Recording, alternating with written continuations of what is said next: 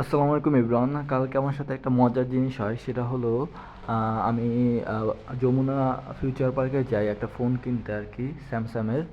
তো সেটা আমি প্রায় 24,000 টাকা দেখেই কিনতে গিয়েছিলাম, কিন্তু যে জিনিসটা হয়, স্যামসাংয়ের প্রায় পাশাপাশি দুইটা শোরুম।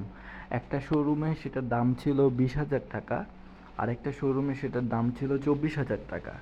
অলমোস্ট একেবারে 4,000 টাকা ডিফারেন্স। আপনারা হয়তো ছবিতে দেখতে পাচ্ছেন যে এখানে 20,299 টাকা, তো অন্য একটা দোকানে ছিল 24,000 টাকা। তো আমি তো 4,000 টাকা ছাড় পাই সাথে সাথে যেটা হয়, চার্জার, ব্যাক কভার আর গ্লাস প্রোটেক্টরও ফ্রি দেয়, যেটা কিনা ভালোই লাগছে।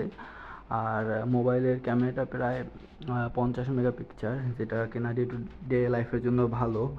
আরেকটা মজার জিনিস হলো, এর 4 জিবি অরিজিনাল র্যাম, আর বাকি 4 জিবি হলো ভার্চুয়াল র্যাম।